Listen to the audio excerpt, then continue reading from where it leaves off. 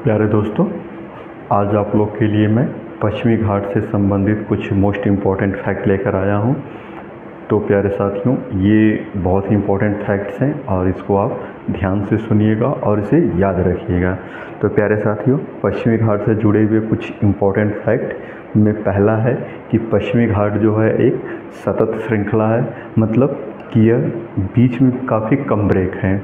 दूसरा, पश्चिमी घाट श्रेणी पे या पश्चिमी घाट पर्वत पे पर्वतीय वर्षा होती है। तीसरा, पश्चिमी घाट जो श्रेणी है इसको हम एक अन्य नाम सह्याद्री के नाम से भी जानते हैं। चौथा, पश्चिमी घाट जो श्रृंखला है यह दक्कन पठार के पश्चिम में स्थित है।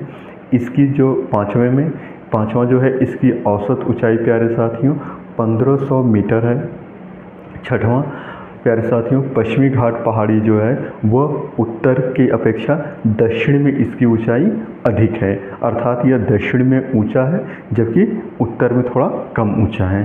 सातवां, पश्चिमी घाट की सबसे ऊंची चोटी प्यारे साथियों वह है अनाई मुड़ी।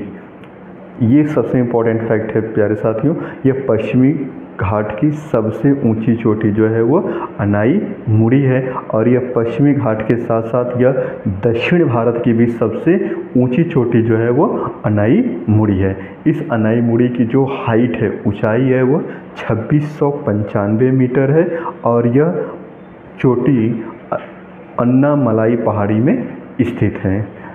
आठवां फैक्ट जो इससे जुड़ा हुआ है वह है कि पश्चिमी घाट की दूसरी सबसे ऊंची जो चोटी है वह है दोदा बेट्टा।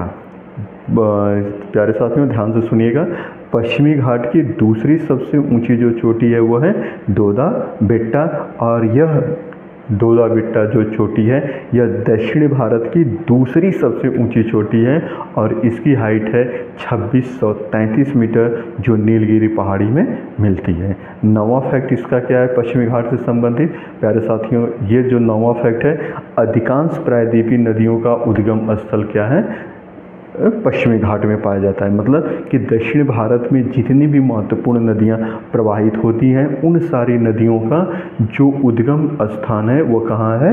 पश्चिमी घाट में। और प्यारे साथियों, लास्ट और मोस्ट इम्पॉर्टेंट फैक्ट है कि पश्चिमी घाट में प्रमुख दर्रे, तो पश्चिमी घाट में 3 प्रमुख दर्रे पाए जाते हैं। पहला है थाल घाट और भौर घाट, ये दोनों दर्रे महाराष्ट्र में पाए जाते हैं, जबकि तीसरा है पालघाट दर्रा जो केरल में पाया जाता है। तो प्यारे साथियों, इसी के साथ धन्यवाद।